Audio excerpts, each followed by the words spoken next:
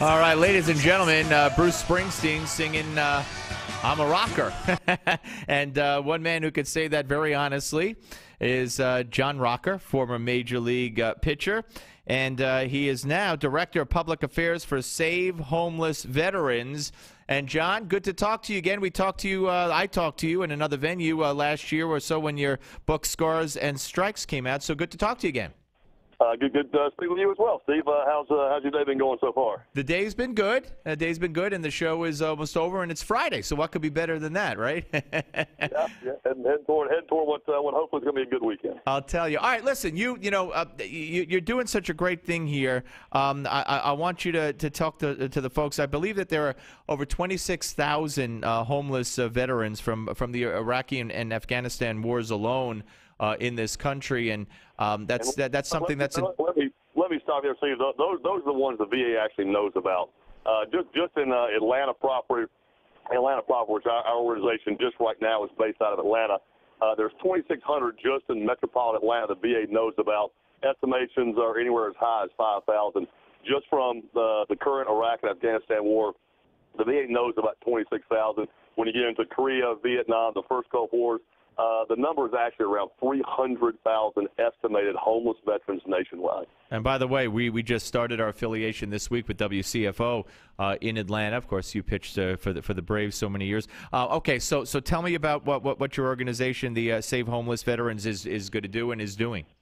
It's basically a comprehensive program to take a man or woman veteran off the street, put them in a nice home. I'm acquiring 4-bedroom, 3-bath, 3-bedroom, 2-bath homes.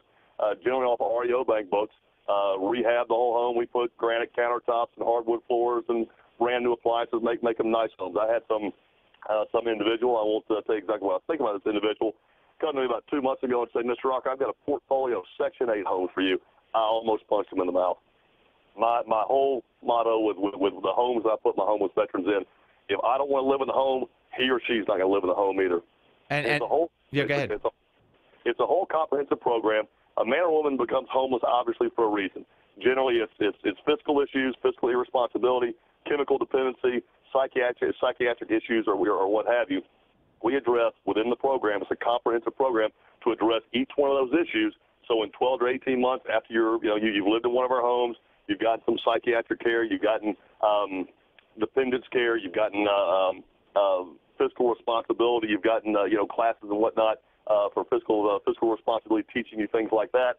In 12 to 18 months, we send you back, and you've got your dependency issues under control, your psychiatric issues under control. You're a fiscally responsible person, and whatever issue caused you to become homeless, we're affiliated with all kinds of groups all over the city to address each one of those issues. We're providing jobs, we're providing dental care, medical care, everything under the sun that a man or a woman veteran needs to rebuild their lives and comprehensively rebuild their lives and get them back out in 12 to 18 months or even less, however long it may take to get you back out and you can start leading the happy, productive life that God puts on this planet to do. That's what we're all about. Well, John, shouldn't the returning veterans have medical benefits, certainly? Did you see the story that Fox ran today about the approximately 500-day backlog of VA benefits and claims? The VA is just waiting through. It's approximately a 500-day wait for returning veterans to seek anything as far as medical, as far as benefits and things like that. Wow. It's an absolute just brain-numbing process to get to the VA. We have liaisons that'll walk you through the VA. We've got some folks down at the VA here locally in Atlanta that we work with to try to get guys, push through a little sooner than that. But if you mention the VA in front of the veteran, you might get punched. They do not like the VA. The story I hear time and time again from veterans, when I walk into the VA, I get 30 minutes with my case manager who doesn't know my first name. Instead of walking in and saying, hey, sir, how you doing? How's your day been? How's your family? Whatever. The first question they get, how are your meds? What scripts are you on? And as soon as they list down whatever the scripts, they up the dose, hand them a prescription, and send them on back out. And they keep these guys doped up on whatever it may be, Xanax, Prozac, whatever, and they just end up, and that's a lot of the problem, why they become homeless. They're so doped up on mind-numbing, mind-altering things that they really don't, that they really can't grasp their surroundings. It's very hard to, keep a job if you're hopped up on Prozac all day and things like that. It's a very great disservice the VA is doing. want the VA for the financial benefits these men and women have rightfully earned. I want them to get their benefits. Like I said, we have liaisons that will walk them through the VA and make sure those benefits get reinstated. A funny thing that I found out when I say get benefits reinstated, some of these men and women come back. They get benefits. They become homeless, while they have their benefits. A lot of times it's $800 a month, it's $650 a month or whatever, which doesn't really go a whole long way to, make a car payment, make a mortgage payment, a rent payment, or whatever. They end up homeless. If you don't have an address, it's kind of hard to get your benefits. So yeah, no, that's a good point. Yeah. We establish an address for them and get their benefits reinstated, try to get them increased benefits. But when it comes to medical, when it comes to dental, a team of doctors and a team of dentists here, private sector guys, I get them in and out, and I make one phone call to one of these doctors. Can you see one of my guys on Friday? Boom, done. Adjust the schedule, gets them in. I had one of our Vietnam guys, York Rudisil. York's 67 years old. My personal dentist, the dentist that sees me, has seen him 3 times in the last 4 weeks. 2 initial visits, extracted 4 of his teeth on Tuesday. That same process through the VA would have taken 18 months. I had it done in 3 weeks. That is amazing. We're talking to John Rocker, and he is the spokesman for an organization that is doing such great work, Save Homeless Veterans. And I also understand that there's a lot of there's Christian counseling that's offered here, too. So talk about the spiritual or religious aspect of it. We're a faith-based organization through Roswell Street Baptist Church here in Atlanta, a large church, about 8,000 to 9,000 members. My dear friend is the senior pastor, Dr. Ernest Easley. He's the executive director of the Southern Baptist Convention. Actually, spoke to Doc last night, was heading out to the Southern Baptist Convention in Houston this week. Anyway, all of our counseling programs, mentoring programs, whether it's psychiatric counseling, whether it's chemical dependency counseling, whatever, we have a collection of 6 PhDs that are actually within the church over there. 4 of them are veterans themselves. They all have PhDs in counseling and mentoring and social services, things like that. The first day or 2 that you've been referred to us by whomever, we send you over. You sit down with a man by the name of Dr. Scott New. He's on our board of directors. He's a 25-year Army chaplain. Has got his doctorate in counseling and psychiatric training. He takes you through about an hour and a half of evaluation. Wants to find out if you have a chemical dependency, if you have post-traumatic stress disorder, schizophrenia. What's your living situation like? Where did you spend last night? Were you on the streets? Were you in a homeless shelter? What have you? Really getting to know these people inside and out. Once he assesses them, gets to know them, he assigns them to a counselor, and they basically start. If they have an alcohol issue, a drug issue, basically embark on a 12-month Christian faith-based counseling program to help them cope with their psychiatric issues, their post-traumatic issues, help them cope with an alcohol issue, cope with a drug issue, or whatever.